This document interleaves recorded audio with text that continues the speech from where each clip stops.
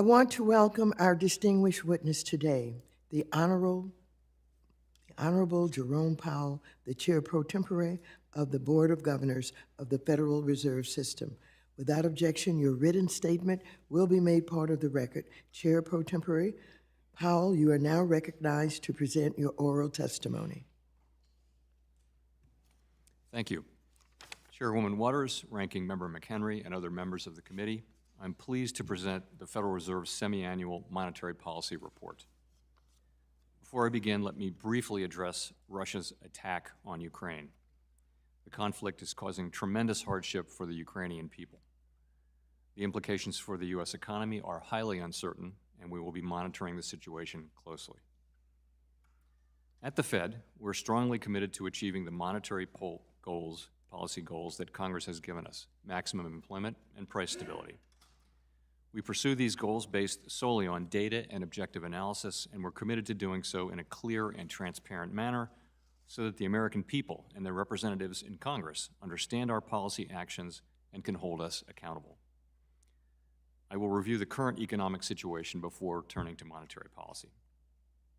Economic activity expanded at a robust 5.5% pace last year, reflecting progress on vaccinations and the reopening of the economy, fiscal and monetary policy support, and the healthy financial positions of households and businesses. The rapid spread of the Omicron variant led to some slowing in economic activity early this year, but with cases having declined sharply since mid-January, the slowdown seems to have been brief. The labor market is extremely tight. Payroll employment rose by 6.7 million in 2021, and job gains were again robust in January. The unemployment rate declined substantially over the past year and stood at 4% in January, reaching the median of FOMC participants' estimates of its longer-run normal level. The improvements in labor market conditions have been widespread, including for workers at the lower end of the wage distribution, as well as for African Americans and Hispanics. Labor demand is very strong, and while labor force participation has ticked up, labor supply remains subdued. As a result, employers are having difficulties filling job openings. An unprecedented number of workers are quitting to take new jobs, and wages are rising at their fastest pace in many years. Inflation increased sharply last year and is now running well above our longer-run objective of 2%. Demand is strong, and bottlenecks and supply constraints are limiting how quickly production can respond. These supply disruptions have been larger and longer lasting than anticipated, exacerbated by waves of the virus, and price increases are now spreading to a broader range of goods and services. We understand that high inflation imposes significant hardship, especially on those least able to meet the higher costs of essentials like food, housing, and transportation. We know that the best thing we can do to support a strong labor market is to promote a long expansion, and that is only possible in an environment of price stability. The committee will continue to monitor incoming economic data and will adjust the stance of monetary policy as appropriate to manage risks that could impede the attainment of its goals. The committee's assessments will take into account a wide range of information, including labor market conditions, inflation pressures and inflation expectations, and financial and international developments.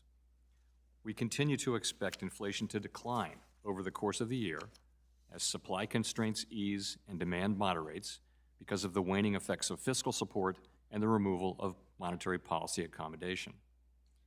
But we are attentive to the risks of potential further upward pressure on inflation expectations and inflation itself from a number of factors. We will use our policy tools as appropriate to prevent higher inflation from becoming entrenched, while promoting a sustainable expansion and a strong labor market. Our monetary policy has been adapting to the evolving economic environment, and it will continue to do so. We've phased out our net asset purchases. With inflation well above 2% and a strong labor market, we expect it will be appropriate to raise the target range for the federal funds rate at our meeting later this month. The process of removing policy accommodation in current circumstances will involve both increases in the target range of the federal funds rate and reduction in the size of the Fed's balance sheet. As the FOMC noted in January, the The Fed funds rate is our primary means of adjusting the stance of monetary policy. Reducing our balance sheet will commence after the process of raising interest rates has begun and will proceed in a predictable manner, primarily through adjustments to reinvestments. The near-term effects on the U.S. economy of the invasion of Ukraine, the ongoing war with sanctions, and of events yet to come remain highly uncertain.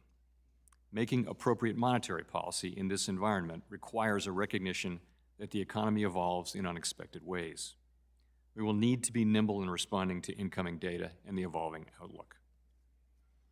Maintaining the trust and confidence of the public is essential to our work.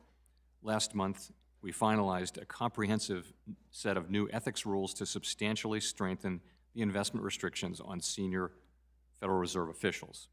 These new rules will guard against even the appearance of any conflict of interest. They are tough and best in class in government here and around the world. We understand that our actions affect communities, families, and businesses across the country. Everything we do is in service to our public mission. We at the Federal Reserve will do everything we can to achieve our maximum employment and price stability goals. Thank you. I look forward to your questions.